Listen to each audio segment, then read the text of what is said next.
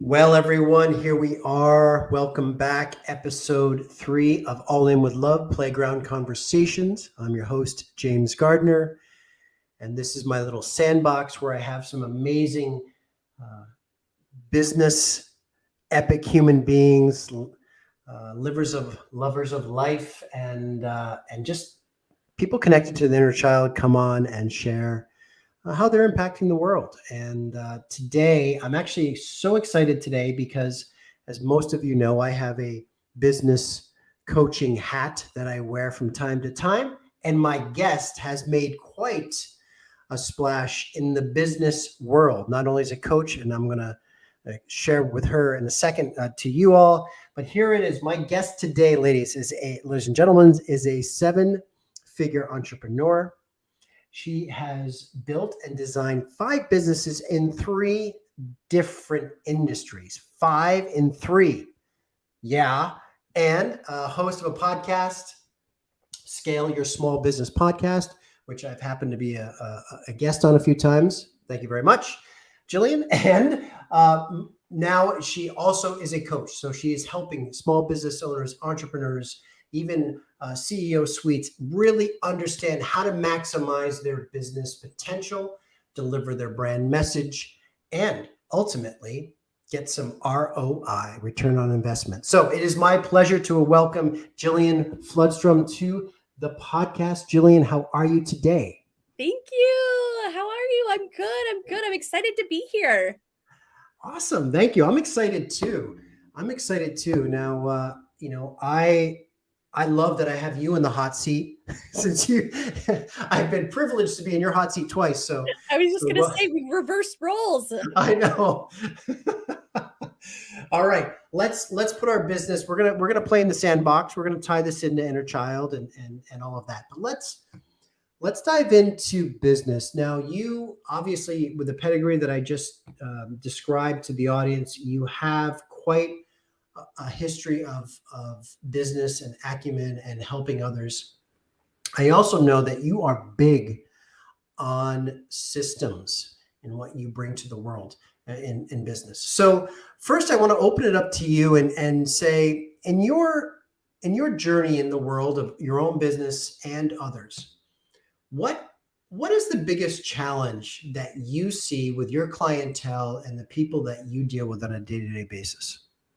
It's really making sure that your foundation is in your business. I mean, foundation is really the beginning of where everything starts. And there's so many people that start on this entrepreneurial journey and don't know how big their business is going to grow.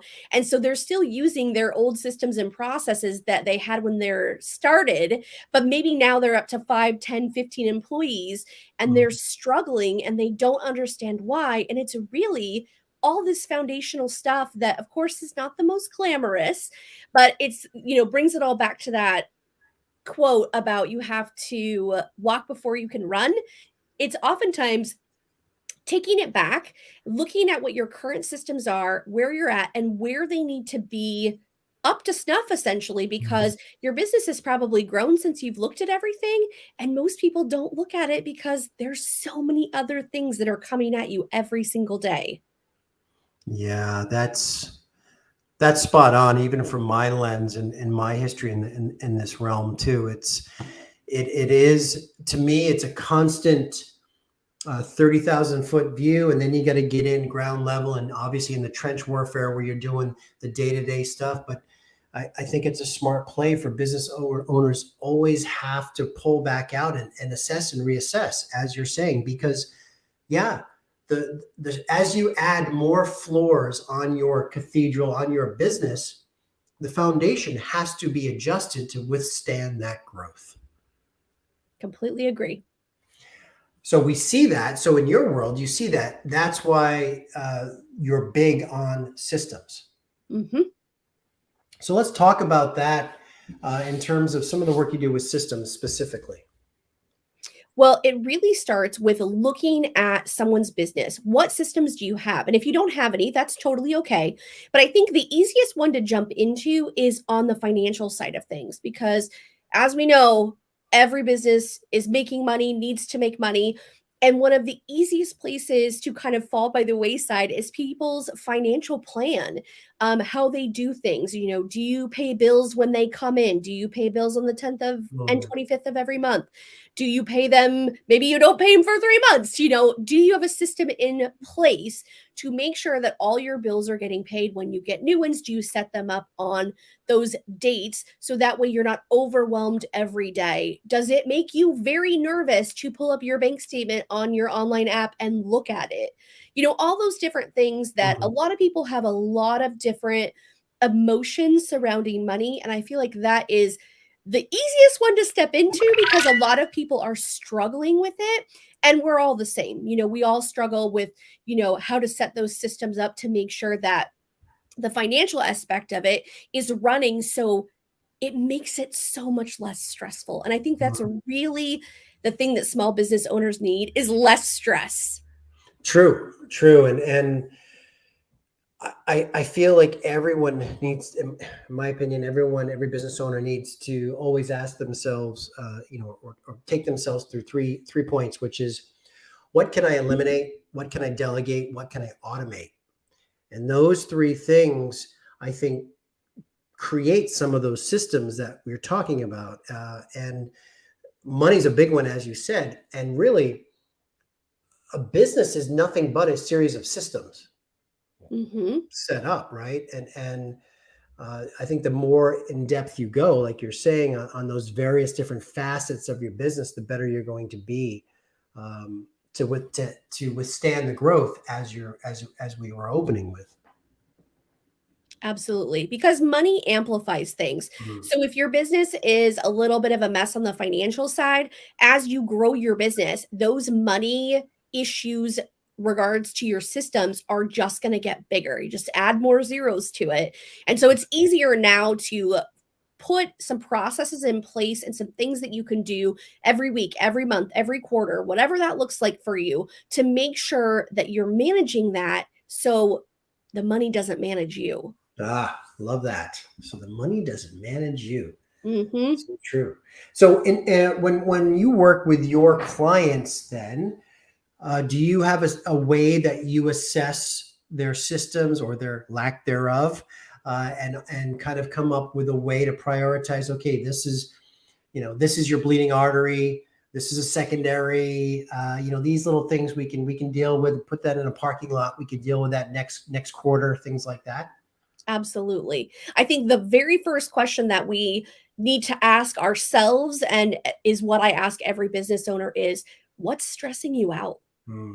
What's keeping you up at night? Like, what makes your heart pitter patter when you're like, "Ooh," when I think of that gives you anxiety? There's probably something in your business that, whatever it is giving you that feeling that, like, oh, I know I need to deal with that, but I don't really want to do it. What's the thing that you're procrastinating that you need to do it? And as we wrap up this year, it's really about taxes, right? I mean, we're coming up on people that might have filed extensions for their personal tax returns. We're coming up on the end for corporate tax returns, all these things. And that is a very stressful process for people.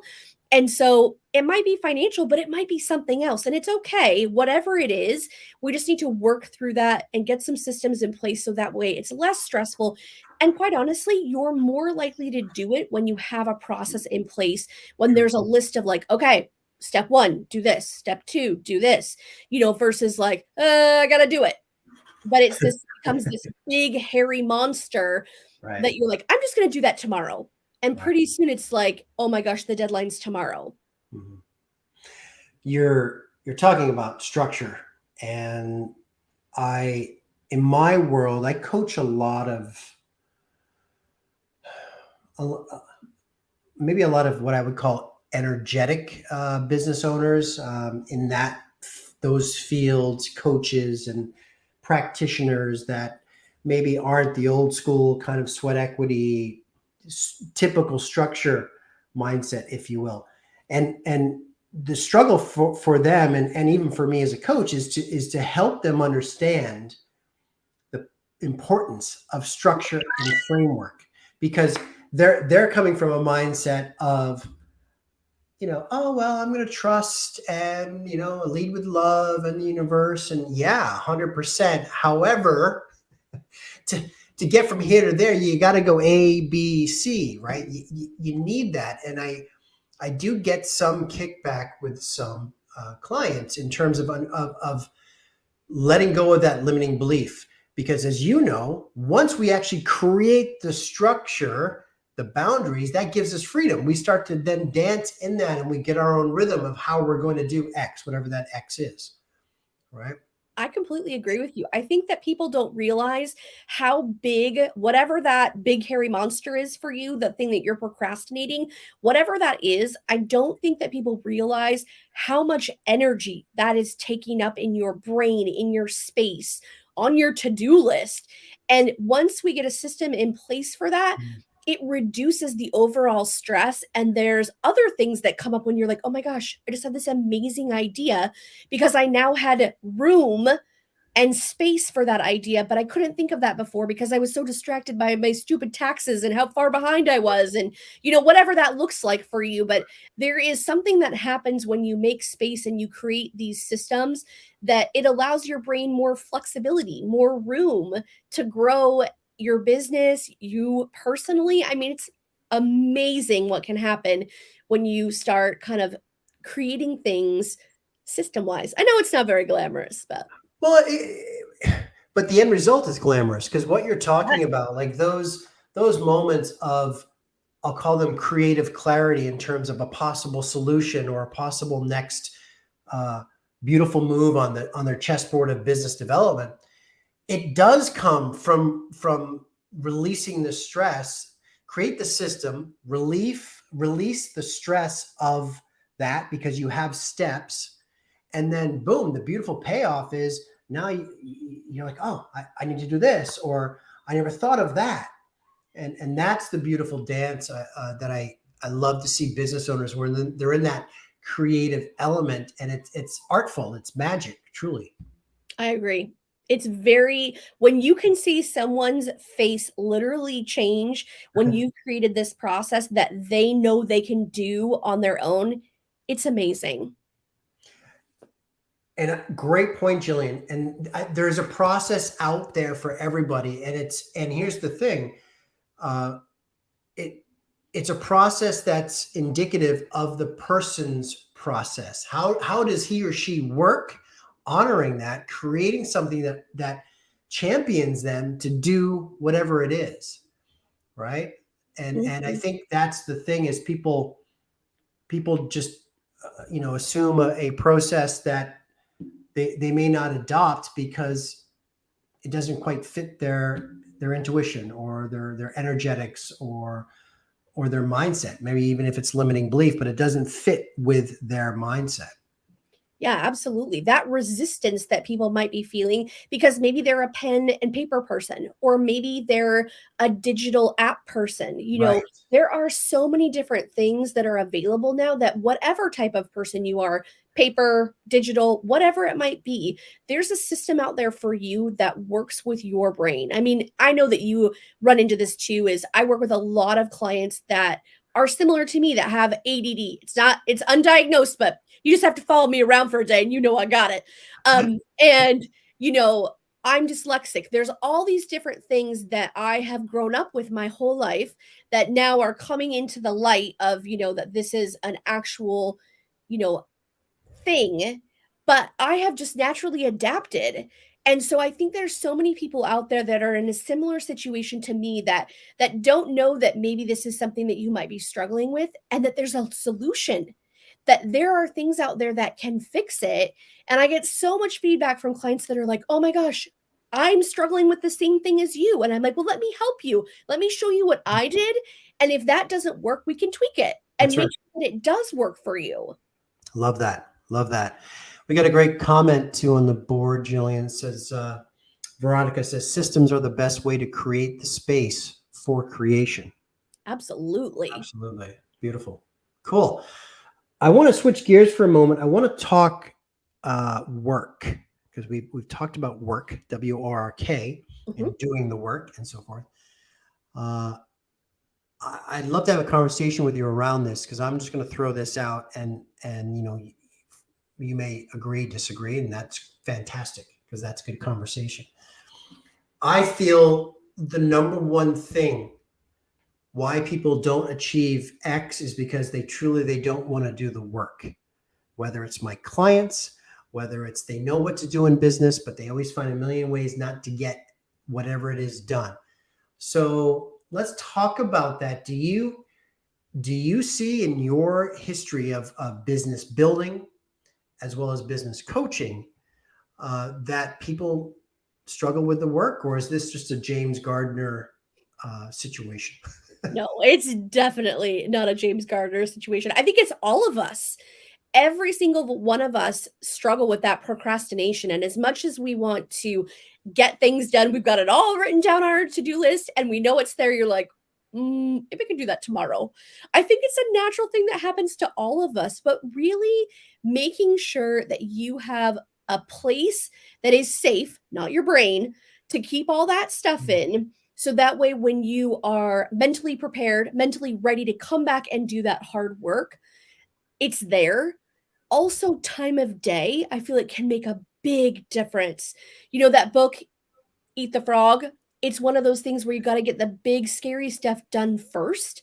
And I know for me that sometimes if I procrastinate a task a lot, like for a long period of time, it gets really scary. And then by the time I do the task, I'm like, oh, well, that wasn't that bad. And it only took me 10 minutes to do it. Mhm. So I think it's one of those things that there are things that I do every year, like for instance, like testing for my licenses that I have. And I find myself every year putting it off and saying, oh my gosh, it's going to take me so long. But what I did was I wrote it in my notebook for this time of year because the testing is the same time every year. And I wrote down, your main test is going to take 2 hours. All your recertifications, all 26 of them, they're going to take 15 minutes each. Because when I wrote that down and I came back around this year and I was like, oh, I feel those pangs of procrastination. I just look at my planner. I'm like, oh, wait, it's only going to take 15 minutes to do that. Well, I'll just do it right now in between calls or whatever. So I think really making those notes to your future Mhm. self are very helpful because you're not going to remember it a year from now. Yeah, And yeah, that's when it made a huge difference for me. true. And work is such a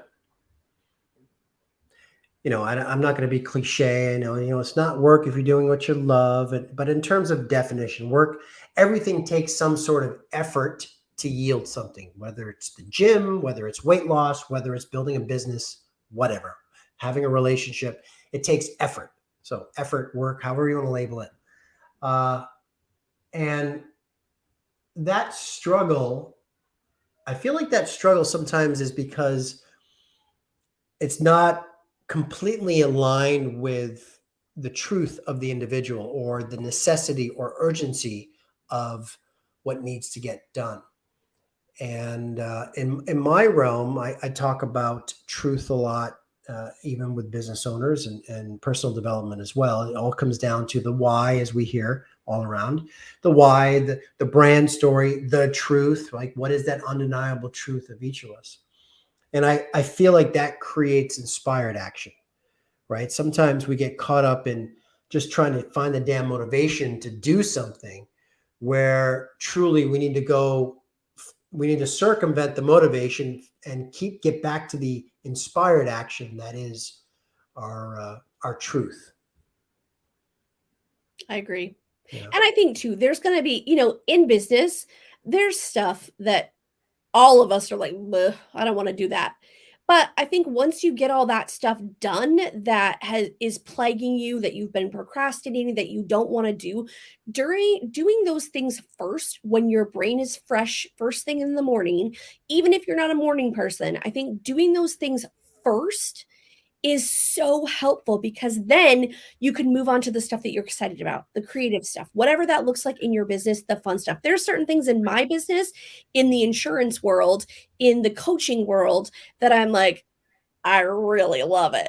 But I Right. know that I'm going to do the stuff that I'm not really that excited about. I'm going to do that stuff first just because I know I'm excited for the rest of it. And for me, a lot of times, because I'm in that zone, I just get swept up by it, and the time will go by, and I don't wanna have to look back and be like, "Oh, I gotta do that thing that I Mm, hate at the end of the day when I'm in right. this really good zone and, like, creating and doing all these things." So that's why I do all those tasks first, but I think it does take, you know, work to build those habits, but if you Yeah. can do them first, it's so much easier. This is a really good conversation, and I'm going to get to a question on the board. But first, I want to interject on that because uh, I agree with you. And uh, throwing it back to what you were talking about earlier, I also feel there's so much there's so much momentum that can be found within understanding the person's individual rhythm. So, and I'm going to give you an example of what you're saying. I've worked with clients that I've also understood that they need every day to maximize themselves. They need to just get the freight train moving out of the station, right? So for them, we've designed a schedule whereby even though the big elephants in the room, what they need these little catalyst tasks, little menial stuff, mindful things when they first get in the office to kind of get the mojo going and get that engine, that pump primed, if you will. They need some easy And wins. easy wins, exactly, right? Beautiful. So taking those easy wins to then get yourself jacked up, if you will, to take on the more challenging things. And so I think it's important for everyone out there that we have to find our own rhythm. We can have professionals that help guide us, but there's an experiment there to see what works, and we're always tinkering and getting back to assess, reassess, as you said, right? Well, and I think it's important too because a lot of times we as humans like to complicate things. And so when someone is struggling with, getting things started, I think that we have to remember that that easy win could just be taking out the garbage or moving the garbage from under your desk to your doorway. So when you go get lunch, you take the garbage can with you. Yeah, It doesn't have to be these huge, massive right. things. It could be something very small and very easy. Or, hey, I need to take the recycling out. I need to take this recycling pile off my desk and put it in the recycle bin. Whatever that looks like for you, I think especially as we like all transition our businesses back into a sense of normalcy and getting together again, there's a lot of people that are struggling and really beat themselves up that they haven't done these huge mammoth things that they used to do. And it's okay to do the small tasks and get those easy wins in. And if that's all you get done in a day, that's okay. Yeah, We love have to that. give ourselves grace. Easy wins for the win. Yep. Beautiful. All right, Jillian, we got a question that came in. This is a good one. Would love to hear what Jillian has to say about burnout and how to continue and get shit done and honor the self themselves at the same time. I mean, burnout is a real thing. I think that in the beginning, you need to make sure that you're pacing yourself so you don't burn out and really listening to yourself and recognizing those signs. I think there's so many of us that just go and do and go and do and just go through the motions every single day and don't realize that we are headed towards that burnout phase because that's actually what happened to me. Unfortunately, it was from a car accident that was just like, okay, we're taking a break. And it was a surprise and a shock. And it's one of those things that I always tell people don't let a health event or a shock, whatever that might be, an accident, something like that, don't let that be your catalyst for making change. Mm, Look at what you're working on right now, look at what you're struggling with, and write those things down because there is a way to solve the things that you're struggling with, whether it might be hiring a coach or reaching out to someone or jumping on a live and talking about it with other people that are struggling with these things. Because I think as business owners, we're just like, oh, yeah, I'm killing it. I'm killing it every day. But the reality is, we're not. I mean, you can't kill it every day. I mean, you want to, but it's just no. not the truth. But making sure that we're recognizing that burnout ahead of time, taking those notes now. So that way, if you notice that you're like, I hate doing this one thing, whatever that is, that you can sit with it, figure out a way to either do it or outsource it, like you Mm. mentioned earlier, delegate it to someone else. And whether you have a team or not, I always encourage people that there are people out there that can help you with anything that you are working on. And even if, for example, this is just an easy one, but we use Asana in my business. I love it. I'm committed to it. I hired someone to create it. It was awesome. But now we need an update because it's not working for us anymore. And Mm. rather than throwing it out and saying, I'm going to go on to ClickUp or Notion or whatever, I'm like, nope, we're going to find somebody that can help us whose brain thinks that way. Because let me tell you, she thinks differently than I do, which is good.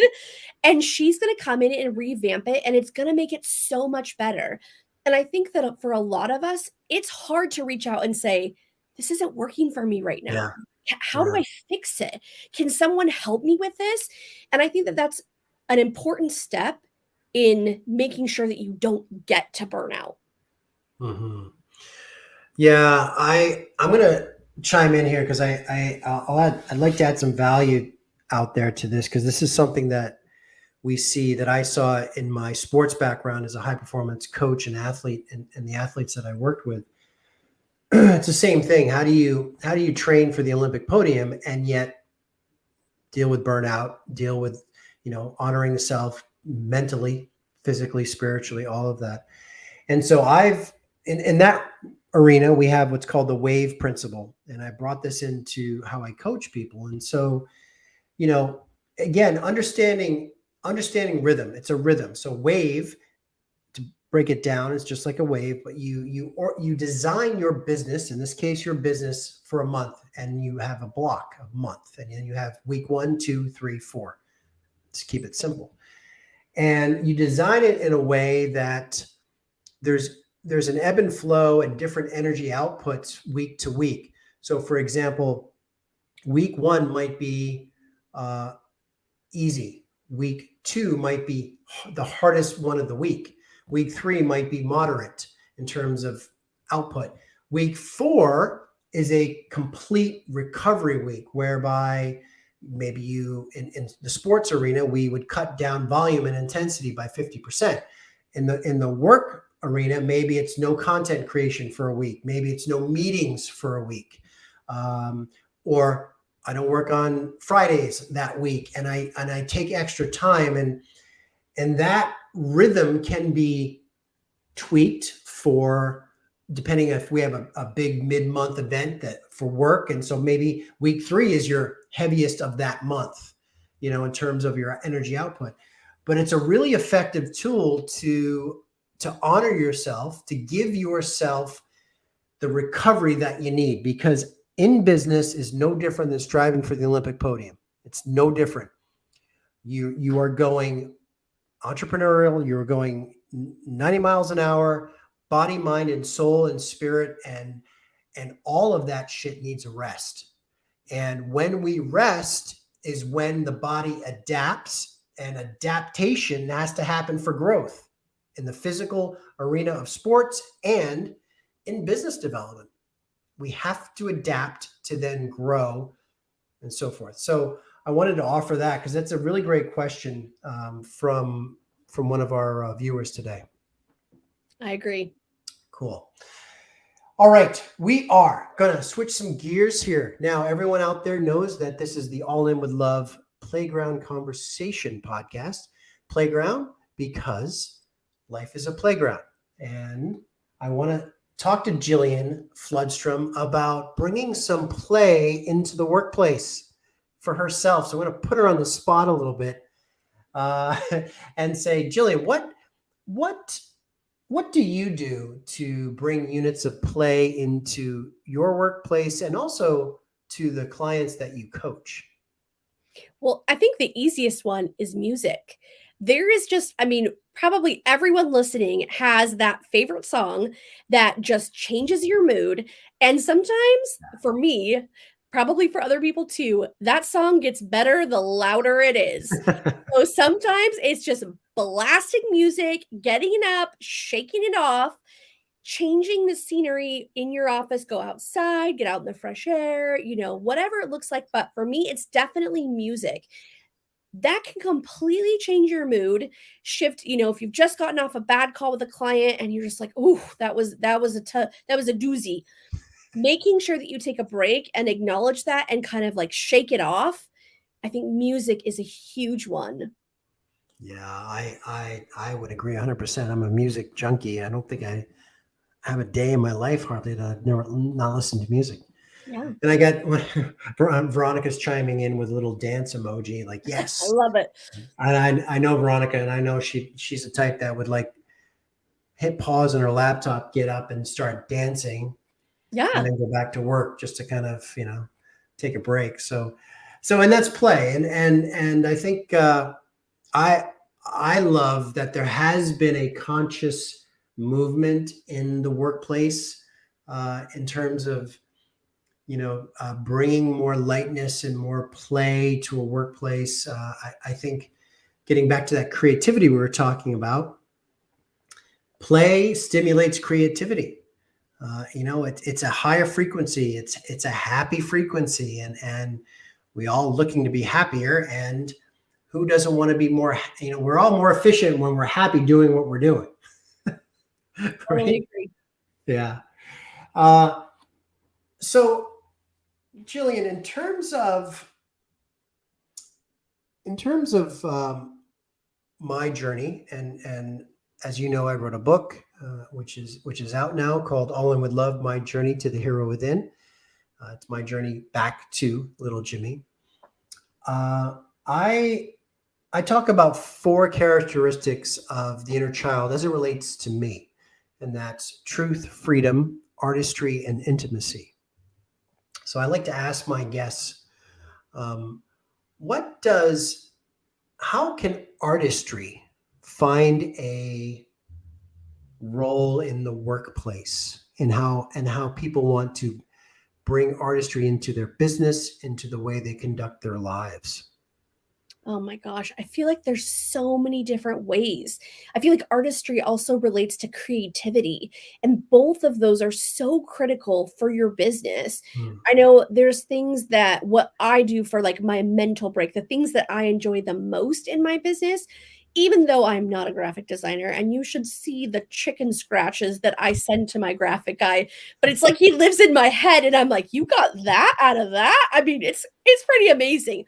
But I notice when I use that artistry, whether it's just drawing my little stick figures or boxes when we're creating a graphic, something like that, just even that physical pen to paper or pen to iPad and sharing that banter with him about, hey, this is what I'm thinking, this is what I want it to look like.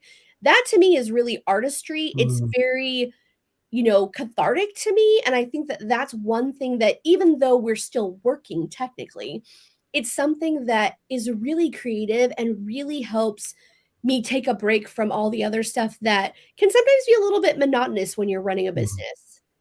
I love that. I love that. I agree wholeheartedly. I do feel that artistry, that creative spark that we all have, is inherent in the child we once were. All of us. I think all children have that beautiful instinct to create, whether it's through visual dreaming or imagination or play. It's all forms of artistry when we're young.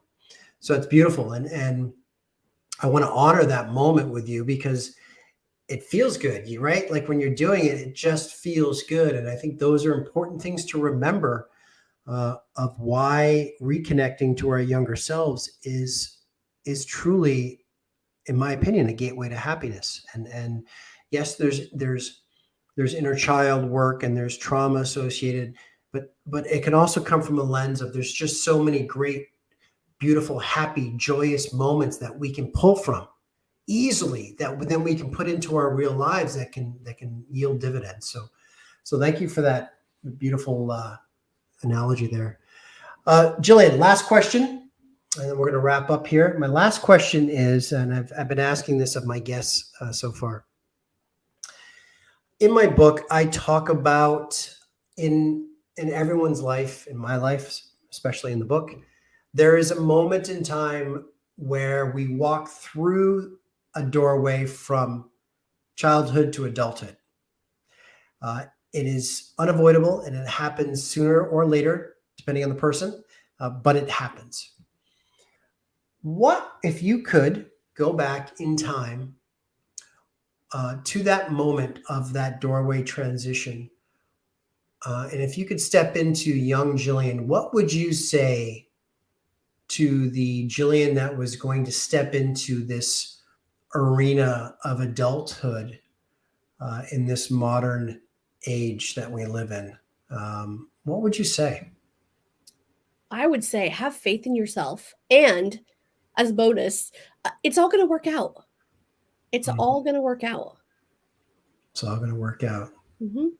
Just trust, go with the flow. Yep. Love that. It's all going to work out. Yep. All right. Beautifully said. Jillian Flodstrom, question for you. I know I got some people tuning in from my community. Where can they find you? So they can find me at jillianflodstrom.com, on Instagram, Jillian Flodstrom. All social media is Jillian Flodstrom. I'd love to chat with you. Instagram is my favorite, so send me a DM. Let me know what you thought of this conversation.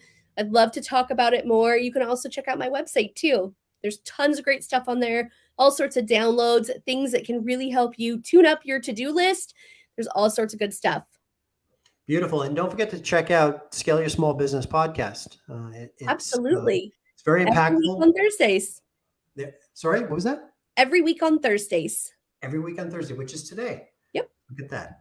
All right. And Jillian, I want to thank you for your time, your energy, your very great context and insights into into business. And I mean that because you are a woman who has been successful, who has developed businesses, plural, and now you're taking all of that and you're helping other business owners achieve their dreams. So mad love to you for that. Thank you. It's been my pleasure. Thank you so much for having me on. I loved it. Excellent. Great. And we'll do it again for sure. Absolutely. Absolutely. And to the community at large, thank you again for tuning in. I really appreciate you, appreciate showing up.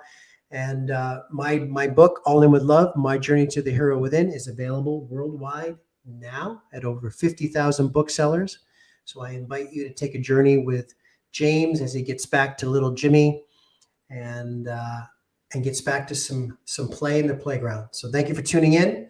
Please check out for the book, and we'll see you on the next episode. Bye for now.